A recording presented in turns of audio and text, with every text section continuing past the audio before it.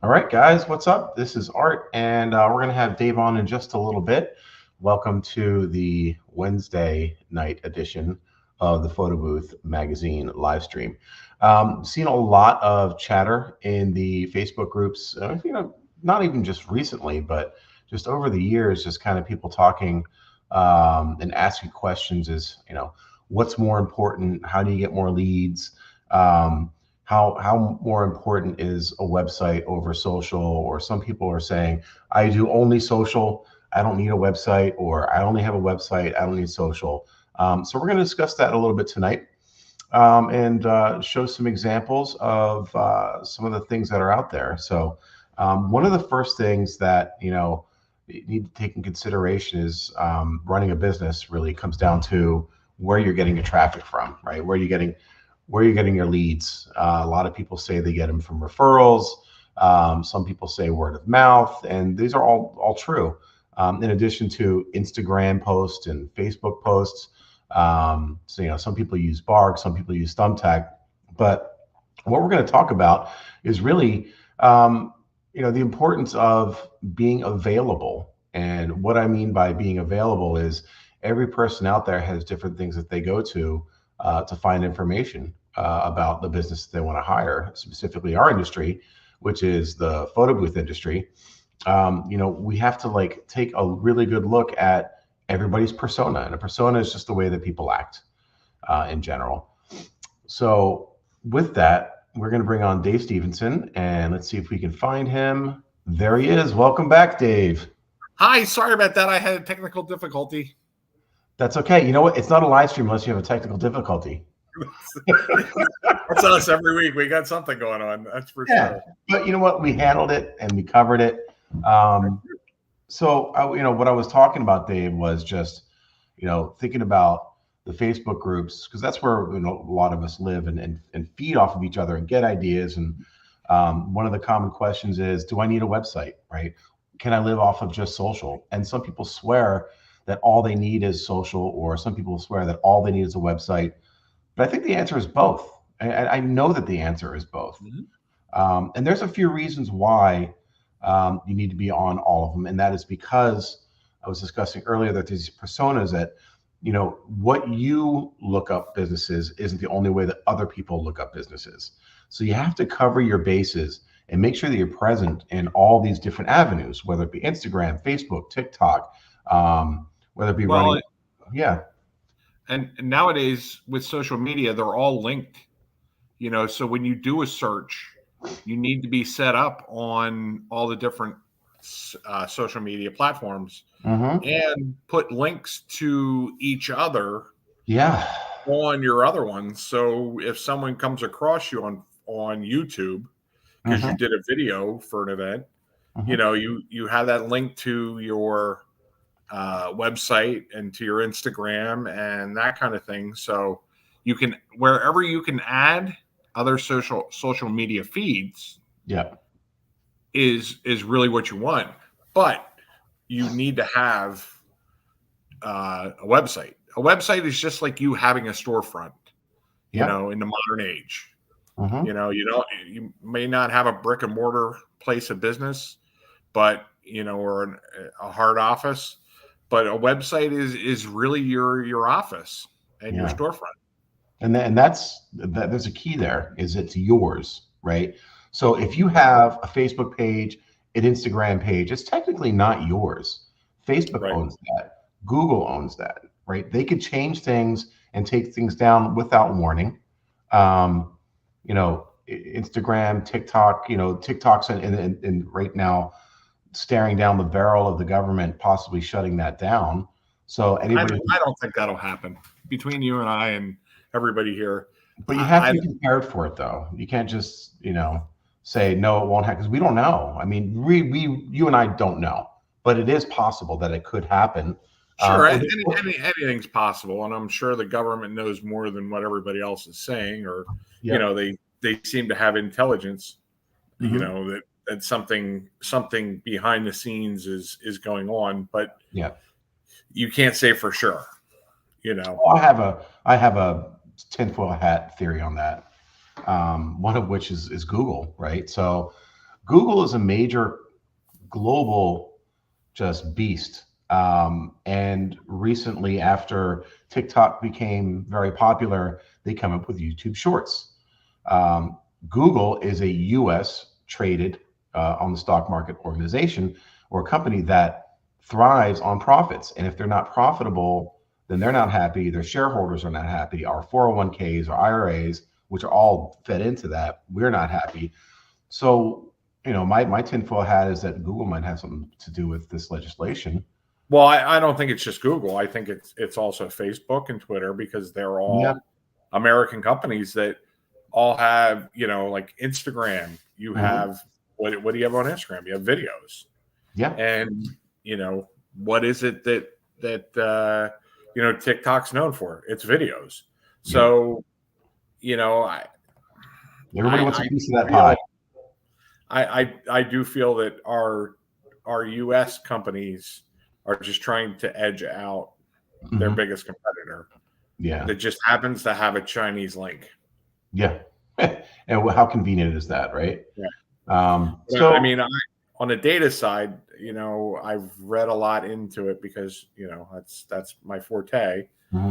And a lot of the data and everything that I'm reading is that all the US data is stored and processed here in the US. Okay. That TikTok actually has 3 data centers. Their main one is in Texas. And if anybody knows about that, because that really is your forte, is data centers and stuff like that. And so network security and things like that. Yeah. So, and I take data security very high, and I looked into it when all this was going on, and to me, it seems like a lot of this is, and I know we're getting off course. This is because we're talking about websites, but yeah, this is definitely something that we as an industry need to be looking at. And you need to be making TikTok videos, you need to be making Instagram videos. Now it could be the same video that you're posting across multiple platforms, but you also need to be adding them to your website. Consistency is what, if you're going to be found on Google and whatever search engine people are using, be it MSN, Bing or whatever, that's the stuff that you need to have consistency. So when people look up and they see that video and they put in a name or something, they see it, and you have to have as many tags as you can that list you. Just don't put funny picture at a wedding, hashtag funny picture at a wedding. Put in hashtag iSmilePod, funny picture at a wedding or something like that. Or hashtag funny picture, hashtag iSmilePod, and do the venues also, or the party, that kind of stuff. Because people might search afterwards for their photos. Yeah, they do. And they'll look at those venues, right? And they'll especially if they're prospecting a venue, right? Or florist, then you're tagging them. You're getting a little extra, tertiary traffic from that. But you don't own it, though. That's the key. Is you don't own technically your properties. That's their property. If you look at the terms and conditions, which we don't read, and I probably you ultimately own it because it's your copyright. You created the content. But the channel or your when you're uploading it, you're giving them permission to use it in whatever way they want. But what I'm stating is, like, your channel, your store, your Facebook page, you don't own it. You don't own the page itself. Correct. You own the content, but you don't own that space. And so what a website does is that gives you full ownership and control of your presence online. And it's very important. Yes, there's tons of people watching videos on TikTok and this and that, but there's a difference between your website is meant for when people are ready to purchase or buy or book, where these other stores, yes, that's true, but if that's gone, you can't book. Right. Well, and you also need to keep it updated too. A lot of people create their websites, and truthfully, I'm guilty of this myself. You know, Me too. I'll go 6 months without updating any content, you know, or adding, you know, a blog. And now I've been creating stuff using AI, you know, for like blogs and, you know, things to look out for or things to, you know, enhance your event or party.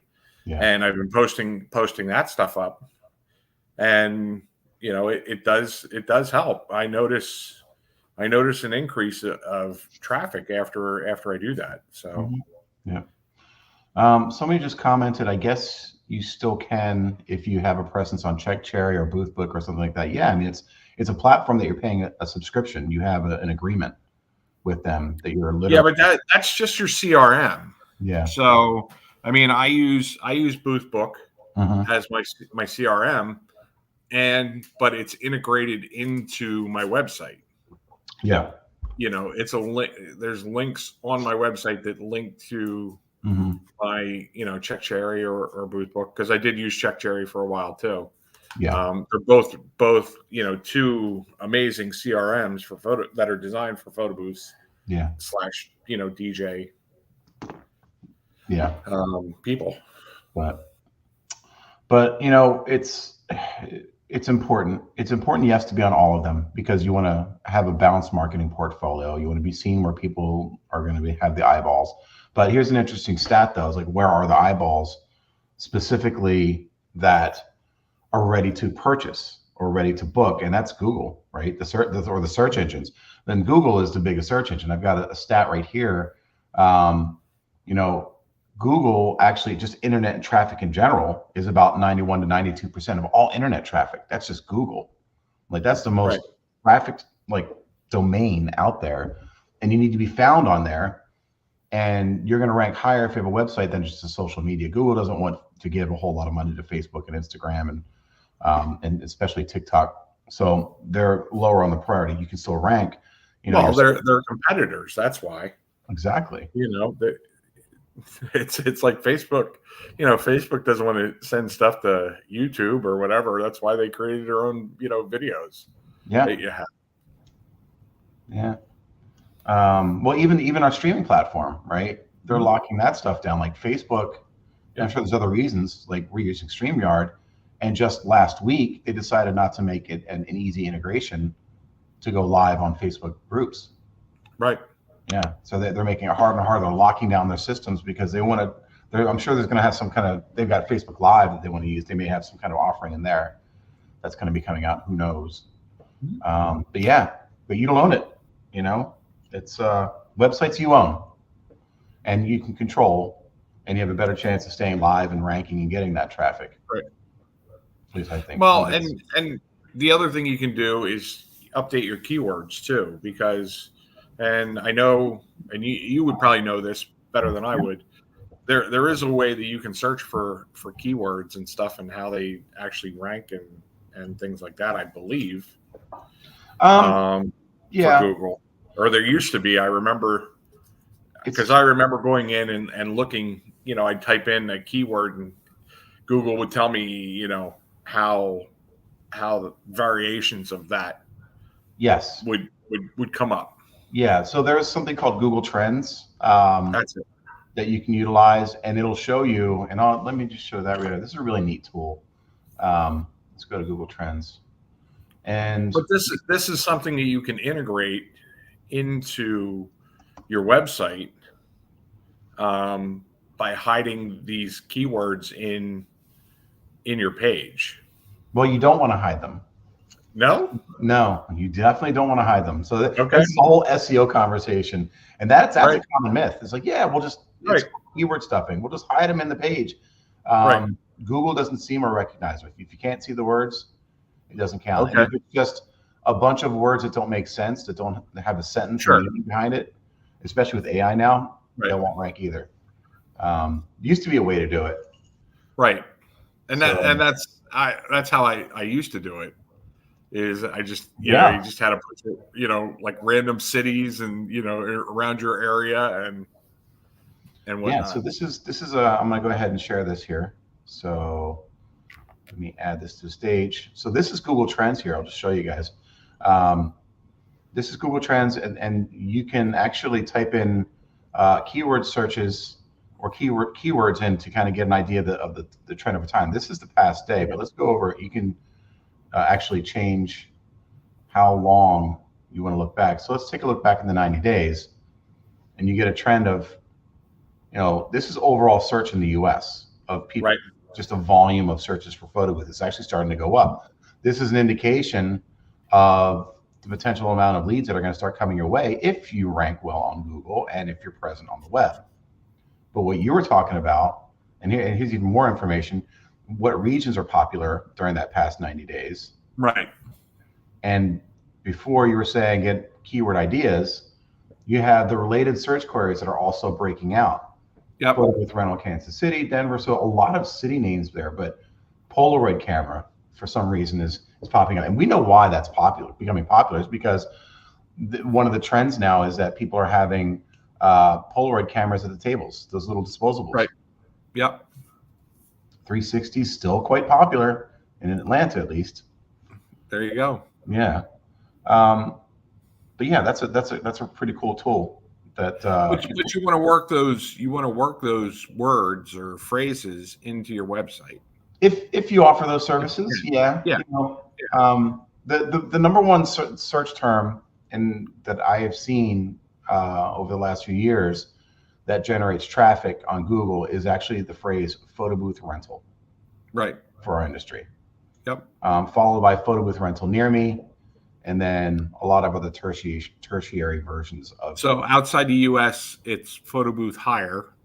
Correct. For Europe and that. Yep. And and it's kind of like it's actually starting to become popular now. Photo booth hire in the U.S.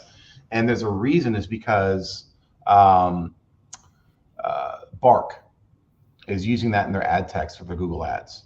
Okay. If you look at their headline, it says photo booth hire. So that's starting to become a common term here in the U.S. So photo booth hire is something you may want to consider putting into your website in some way, shape, or form, because that's going to start rising up a little bit. Probably never ever overcome photo booth rental, but photo booth hire is definitely something to take a look at.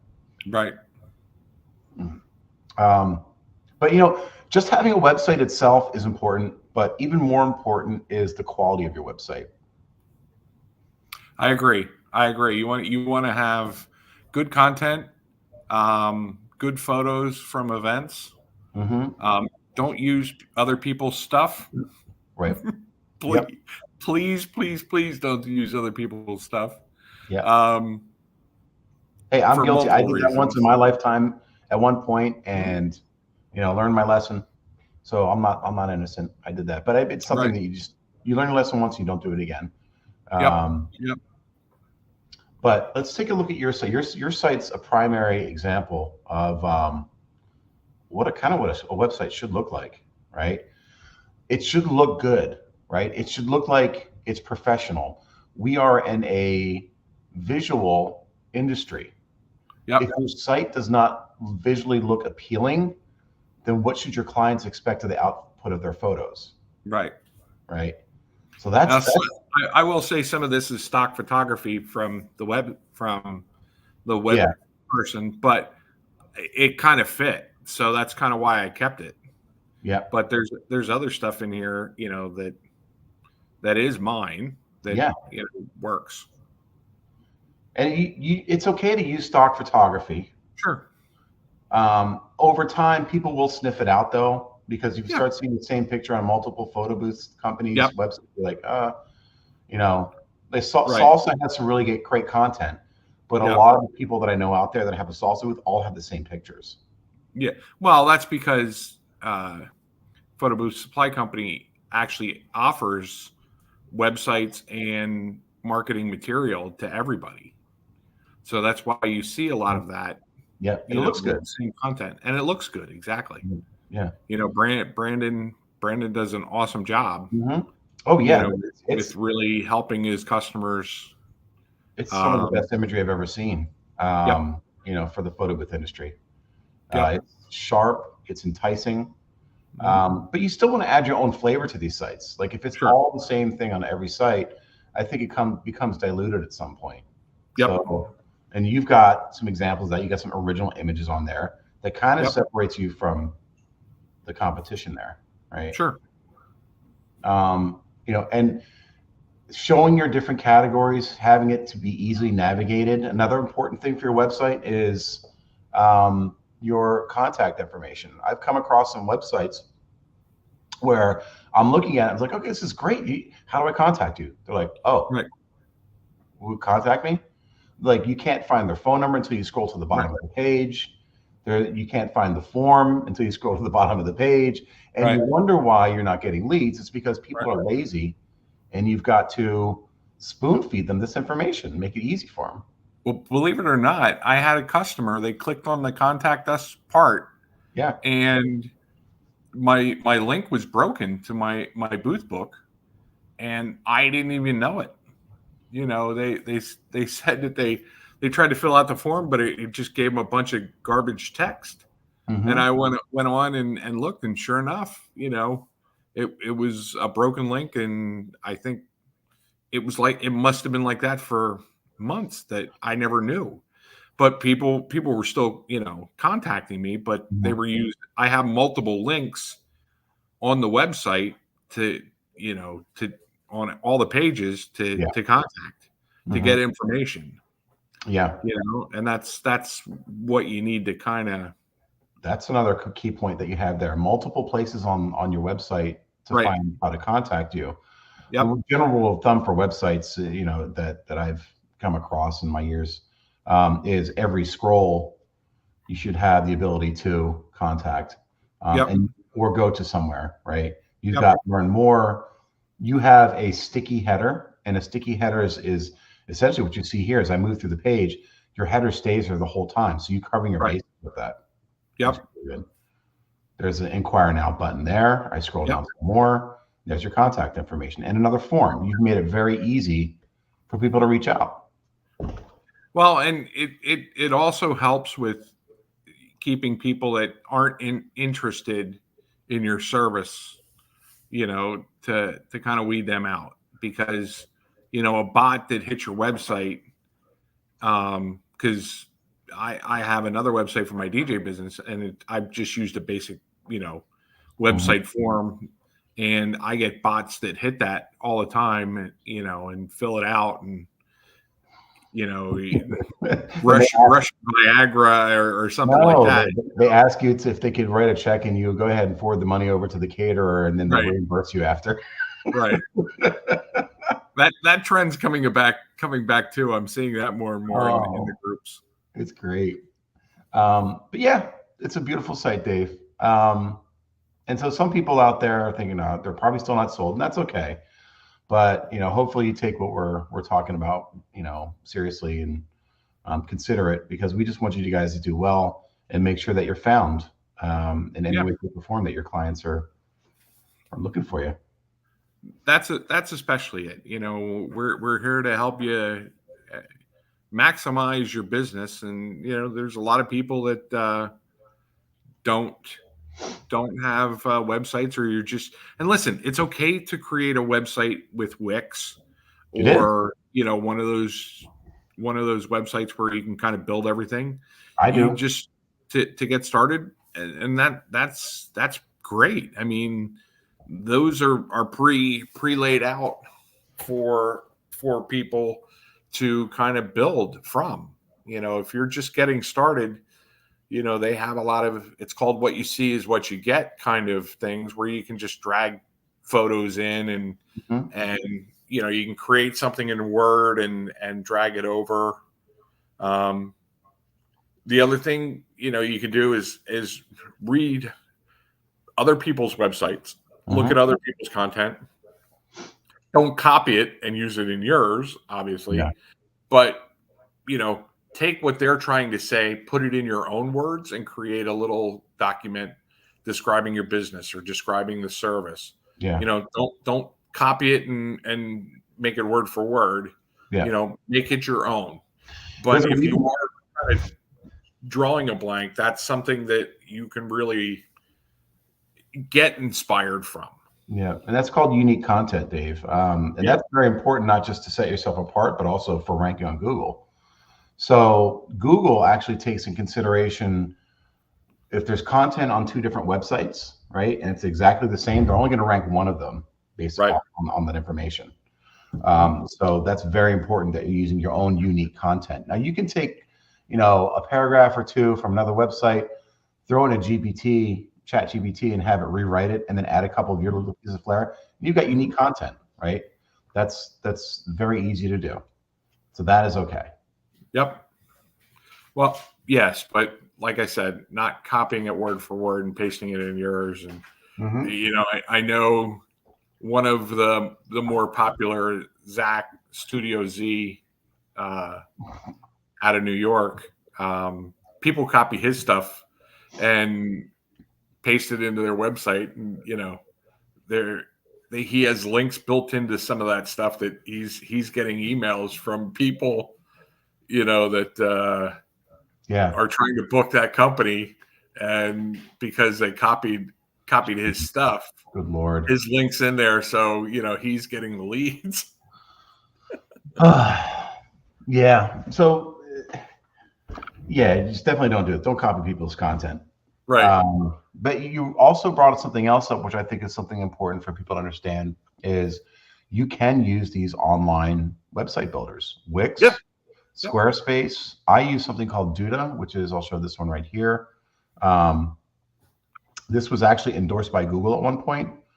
It's Duda, duda.co is the site. Okay. And they're all very similar, and they all have the same functionality in that it's an online editor that you can build a website, and even you can either build it from scratch or off of templates, where it's really, plug and play. So they all have templates that you can go into to get some fresh ideas. You scroll, you find something you like. Say, for example, I like this one here, and boom, I click and I start building.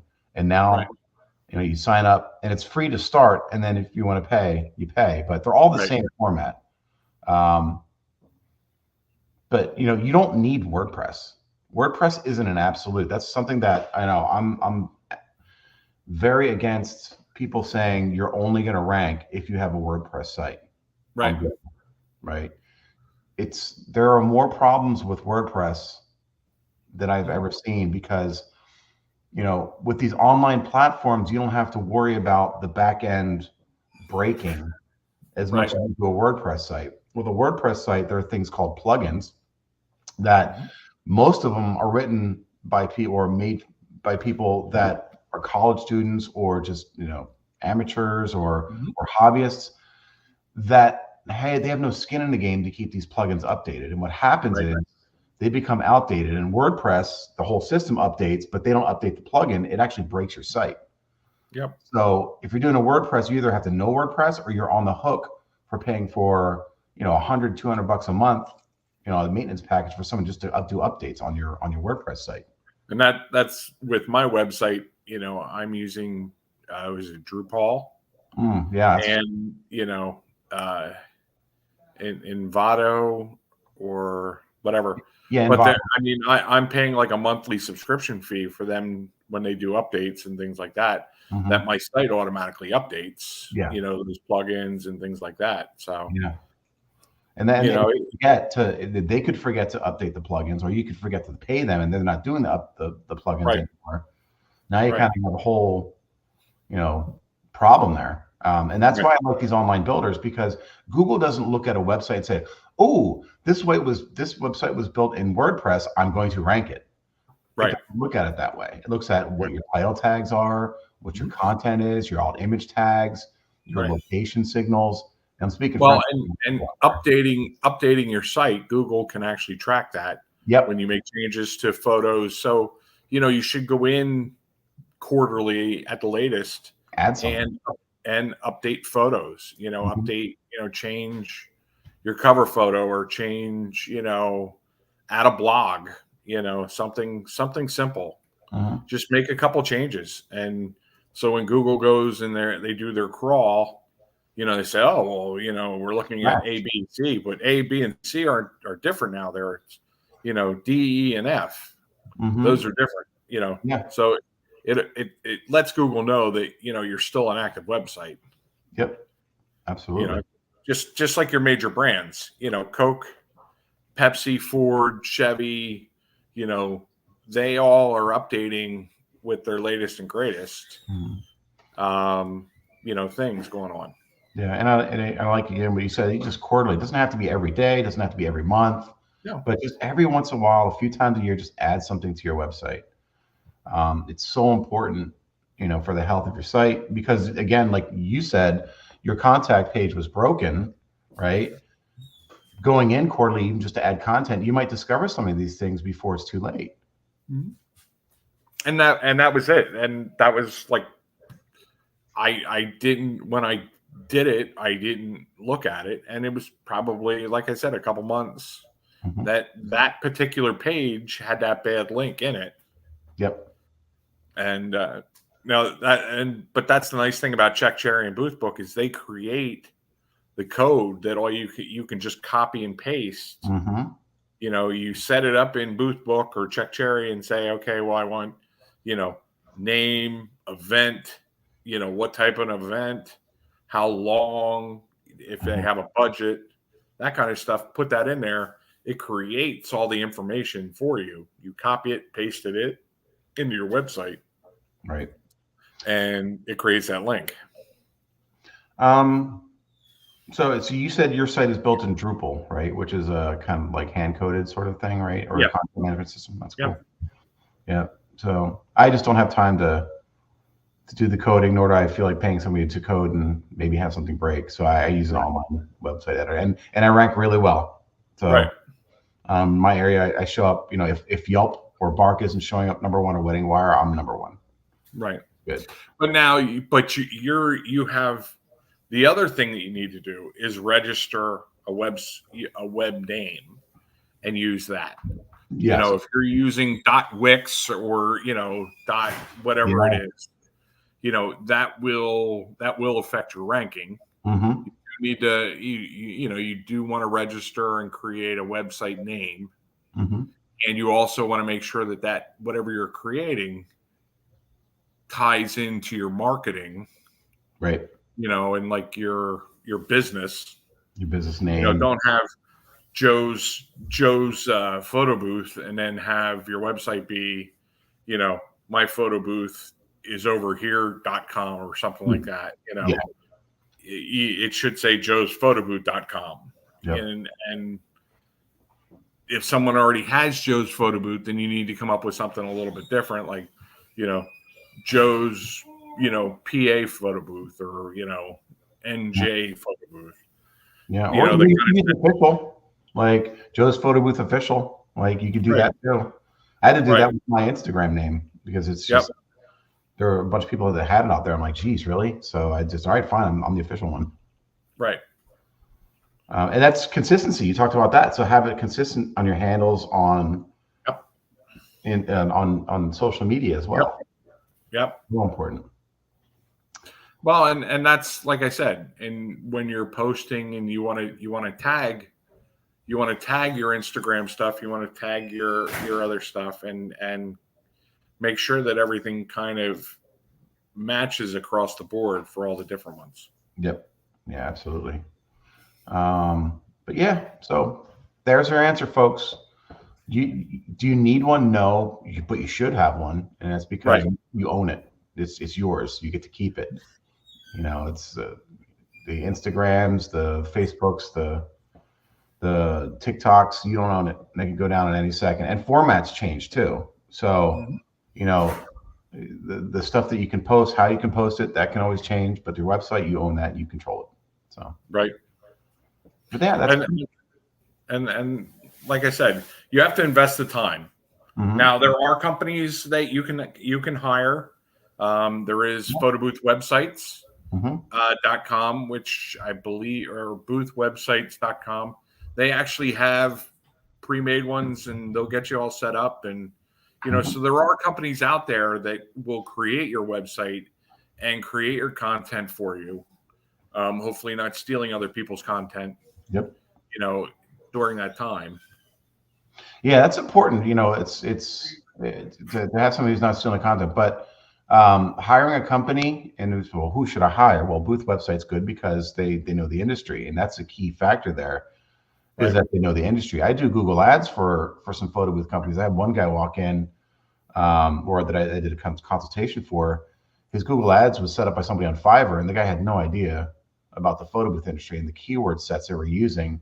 It was like wedding events was a keyword. So really, you're booking, you want to pay for somebody to click on wedding events, or it's related a little bit, but not to the photo booth rental industry.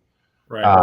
Photographer, I could sort of see that. Party rentals, right, as a keyword for a photo booth company.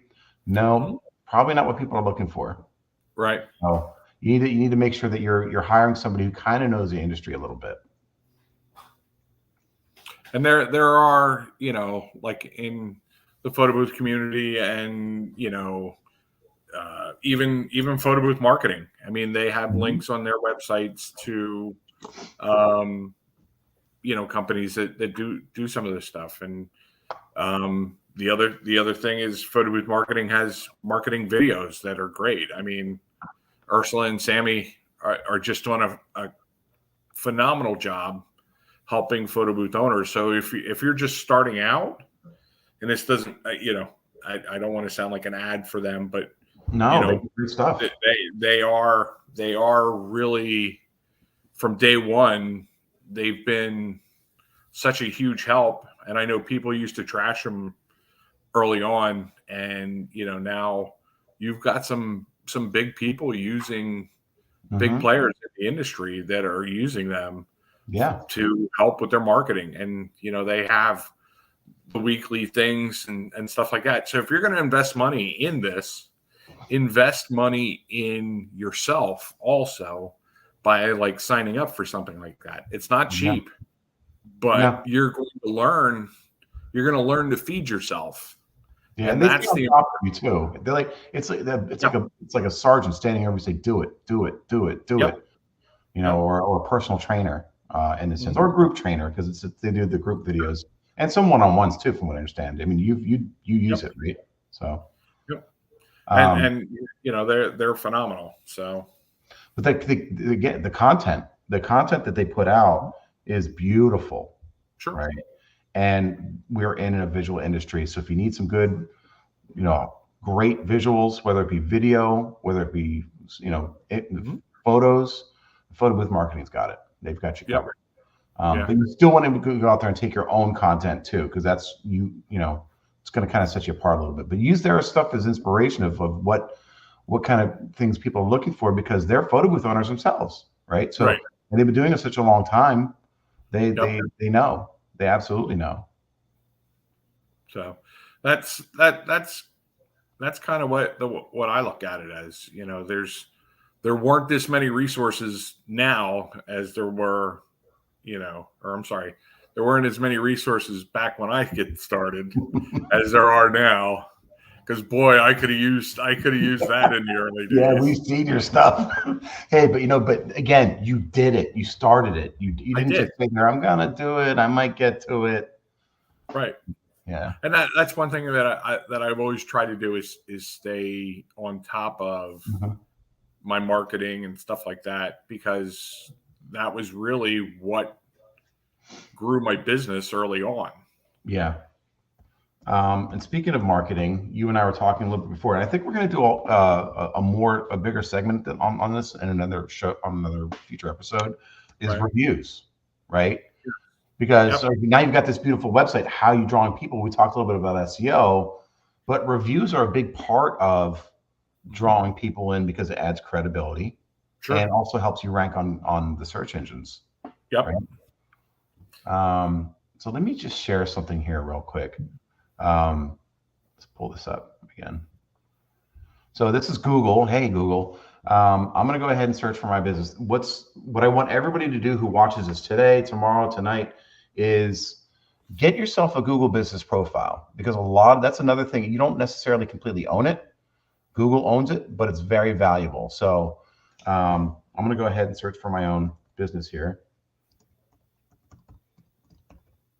On entertainment, that's me. All right, I have a Google business profile. And The way you do that is you have to have a Google account, and then you sign up through Google to get a Google Business Profile. But as you can see, it takes up a good portion of the page here. There's a lot of different components of it, but the top thing is reviews. And reviews are something that Google takes as a very high ranking factor. Your overall rating, also the number of reviews.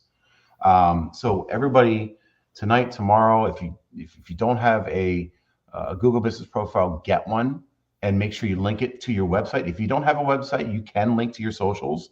You can go, if you have a Facebook page, you can do that, but it's better if you have a website. But get reviews, because that's what's going to help once you create this rank. And just a quick tutorial, an easy way that I utilize to get reviews for my clients is within a day or two after the event. I'm always sending a follow-up email just to thank them and kind of see how it went on their end. And if I get a good feeling that they're going to leave me a review, then I will ask for the review. I don't just blindly ask for reviews from everybody, because if something went wrong, I don't want them leaving me a bad review, right? I will address it first. My CRM sends out at the end of the event. Yeah. Like before I even leave the event, they have an email saying, "Hey, how did we do?" That's good, and it could also backfire, Dave. Sure. So, but you know what? I want my customers to be honest. Yeah. And if we did make a mistake, and they post it, that's something that I need to address with my staff, and I'll fix it. And I'm not afraid to say, hey, you know what? We did have an issue at your event. We've, gone through our system. We fixed that issue. So, in the future, and I have no problems telling customers, listen, if you give us another shot, we'll give you a discount. Yeah. And I've refunded customers too. Oh yeah. For something very simple, I've refunded, an hour, the entire event, before they've even asked. Yeah. I'm afraid of that though. I'm not afraid. I'm very cautious and very protective of my business, where I want to be able to address the problem first, right, before I ask for a review. I want to make sure, absolutely sure, that if I didn't deliver, that I'm rectifying it and it's not an online battle. But I also send backup equipment with my staff to events. So they have an extra printer, they have an extra camera, they have an extra PC, that God forbid something happens to one of the key pieces, they have something to at least get them through the event. Yeah. Well. And is it a huge investment? Yes. Did I do it right away? No. It was after, I had some extra money in the bank that I reinvested into the business to buy the extra printers. Are some of the printers that I use as backups brand new? No. Are they refurbished? Yeah. And I'm not afraid to buy refurbished equipment. Well, and I do too. I have backup equipment, but some things can still go wrong that's out of your control. Sure. At an event that would leave somebody not as happy as you would like them to. Absolutely. And I just think for me, I kind of want to just address that before I even ask for a review. And that's just what I recommend. Well, I had a 4.5 review one time, and a lady said that I just didn't communicate with her enough. Okay. Yeah. And that's actually good. A 4.5 or not having a 5.0 is actually okay and good. Right. Chris Marks, who talked to, I think he was talking to Mike Walter about this, or somebody else, and that it actually adds credibility to your reviews if you get an occasional, 4.5 or a 3 or something like that. And that what you did is addressing it and say, sorry, you can actually reply to these reviews and say, absolutely, so sorry that happened. It lets people know that that's real. So it's not the end of the world. Right. I'll get a 5-star review. Well, even if I get a 5-star review, it comes through on my emails. It says, hey, so-and-so just left your review. I'll go on and read it, and I'll reply to it saying, hey, thank you so much. and I'll drop in something from their event that, for like a wedding or something. Hey, Aunt Mary, I'm still thinking of the cute kiss that Aunt Mary and Uncle John, did, Yeah. and that's that little thing that, people, it's a personal touch. It's not like a cookie cutter type thing, doing that is really, it adds that personal touch, and that's what connects you with people, and that's the stuff that's going to get you referrals too. Yeah.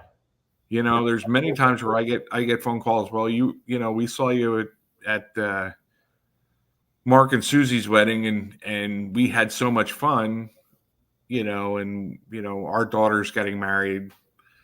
Can you give me a price? Yeah. Yeah, it helps. Yeah. But if you don't, and you can put this link in your CRM like you do. Is that what you do? You have the link that you got from Google, right? Yeah. You put that in CRM. Yeah. Yep. Well, let's show people real quick where they can find that after they've created their Google Business profile. You can actually take a look, and you log in under your account. You go here, you click read reviews, and right up here is an icon that says get more reviews. And if you click that, you then see, you should be replying to these too. Yeah. Because that also shows Google that you're interactive with people. Yes. But you copy that link, and there you have your link. And that's a permanent link that you can put in your email signature, that you can put in your CRM, that you can send personally. But yes, you should be responding back. And I try to as best as I can. I've got a couple here that I have not responded back to yet, but I will. Right. I try to respond to every review that's on there. Yep. Exactly. As best as possible. Because Google looks at that also. Yeah, that they do. And not only do they not look at that, I mean, at their own reviews, they look at other reviews. So it's important to send reviews to other platforms like Wedding Wire, The Knot, Bark, Facebook. It's down here. It says 75 Google reviews. I'm going to click on that. And then I think not on here. It's because I'm logged in. Oh, yeah. Right on it. Reviews. View Google reviews, and some of these actually, the link to your Instagram profiles, but they'll actually show the opportunity to read reviews on other platforms in your Google profile. Right. Having reviews on other platforms can also help your Google listing as well. But you're absolutely right. Responding to those reviews is key, because then it helps show that that review is real. Right. Well, and like I said, it also adds that personal connection to the people that are hiring you. You're not always going to get, like, if you have a corporate customer that hires you, you may not get a review from a corporate customer. But if you did a wedding or a birthday party or a school something, those are the ones that are more likely to give you a review. Yeah. So. I think we've both been fortunate enough to get some reviews from corporate. It doesn't hurt to ask, but it is. I agree. It's tougher. It is tougher. Well, like I said, mine goes out to everybody. So every event that we do, that if my event ends at 9:05, that email goes out. Right. Because also you want to catch them, when they're thinking about it fresh. When the bride and groom see, if you specialize in weddings, they see that the photo booth was being used all night, because they see the strips on all the tables and people showing them or dragging them into the photo booth and stuff like that. And having unique props and signs and things like that. Yeah. You know what else is important? Making sure you're posting photos to your profiles as well, like Instagram. So Google's itself, but especially Google. Yeah, you'd mentioned that Google looks at your website and see how often it's been updated. They also look at your Google Business profile and see, has this person added a photo or a post? Yep. In your business profile recently. And I will say, my Google one, I update those probably monthly, because Google sends me a notification, like once a month, saying, "Hey, these are your stats. Take a look at your stats." Yeah. You're down 2% from last year, or last month, and then I go in and I'm like, oh, well, there's some old old photos. Let me just take some of those out, and I'll upload some videos from the more current events that I've done. Because this is the other thing you need to do is take lots of pictures of your setup and the people using it. Yeah. All the time, Much. And that's stuff that doesn't cost you anything. And you throw that up on there, and then when people click on the Google link and your Google page pops up, and you add your photos and your business description and everything, then that entices them to want to click your website link. Oh yeah. Let me see if I can find it here. They usually have stats on your Google Business profile here. Let's see if I have any stats here. Settings, notifications, add a new business profile. Where is it? Performance. Okay, let's take a look at this here. So you guys are taking a look under the hood of my stuff, so I don't care. This is 437 business profile interactions since December. Obviously, we just started new. It's kind of going down. I don't like that, but we're on the 1st of April, so it doesn't count. Calls. You can take a look at stats when calls are coming in off of your profile. People sending messages, bookings, directions, website. Which Google does have its own booking software too, that you can actually pay for and use. So yeah, I haven't tried that out yet. Have you tried that? I tried like the 90-day demo or 30-day demo, and it really wasn't that great. So let's take a look here. Oh, see, there's your photos. Yep. And you have your logo in there, which is good. Yep. I try to. So your branding works well. But you've got, in there, that's it, you've got all the different things that you do in samples. Yeah. Videos and except that black and white one there. That's a little kind of that's spam. Somebody spammed that in there. Playback speed, picture in picture. Let me just see what we can do here. There's another video. I'm trying to find a photo. I thought they used to give stats on which ones were the most viewed photos, but I guess they don't. But thousands upon thousands of photos are viewed every month. I'm a Google local guide, and I'll post pictures of restaurants that I go to, and I'll get an email from Google saying, "Hey, your photo was viewed 1 million times since you posted." I'm like, wow. People are looking at these things. I do Google reviews, like when I go out, when my wife and I go out to eat, I do Google reviews because it pops up on my phone. Yep. Hey, you were at such and such restaurant. What'd you think? And then once I start doing that, then it pops up, where I stopped for lunch, or how was this McDonald's? Not that I eat McDonald's, but I just had to use the toilet, man. Leave me alone. Yeah, exactly. Their restrooms looked wonderful. There are some cool restrooms out there. I got sent a video of a restroom in a Kentucky, some gas station, and you push a button on the wall, and all the lights dim in the bathroom. A disco ball starts going, and music starts playing. I saw that. I forget who somebody posted it. I think it was Donovan Yockey. Oh my gosh! Posted a video like that he saw it. Somebody went viral. A gas station in Kentucky went viral just because of the bathroom. Back to reviews real quick before we close out. I do want to leave a tip is to don't buy reviews. Do never ever buy the reviews. Those will get sniffed out, and your business listing can get taken down. First, they'll take down the reviews, and if you're a repeated offender, they'll suspend your Google business listing, and all the hard work that you worked for organically, naturally, poof, right out the window. Yep. So and that's stuff like you'll see ads for like Fiverr and things like that on some of those third-party sites. Ready? Watch this. Hold on, let me show you. And I have a very good friend of mine, actually is very big in the Google My Business industry.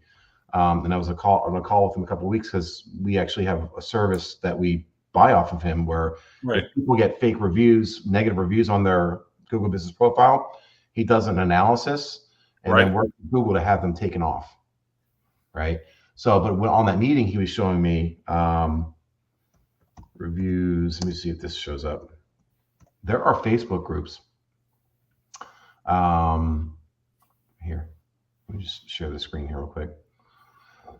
There are Facebook groups that you can actually, maybe they took them down.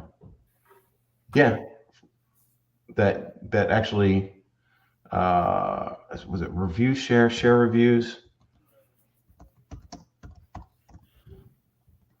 that are dedicated to getting fake reviews.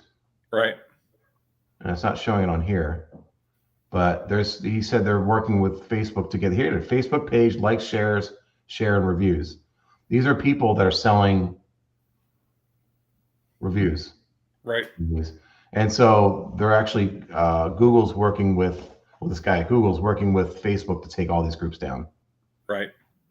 But so word of the wise, don't buy the reviews. You're going to get slapped on the wrist and then put in jail, Google jail, if you do. So, well, I hope people got some good info from our show tonight. Yeah, I hopefully they do, and I think we've got some topics for some future shows. I think we need to bring on someone from the SEO industry. I know Peter Spence is someone that he's in the groups. I'd like to bring him on if he wants to come on and talk a little bit more about SEO and reviews and stuff like that. I noticed he posts stuff in the Photo Network. Yeah, he tries to do something like nuggets every week or whatever. Yeah, there's so much. Yep. You really, SEO is very, very straightforward. It's not magic. You just have to put the hard work into it and know which ones you have to prioritize to rank. And someone like Peter is someone who knows how to prioritize that for his customers and his clients.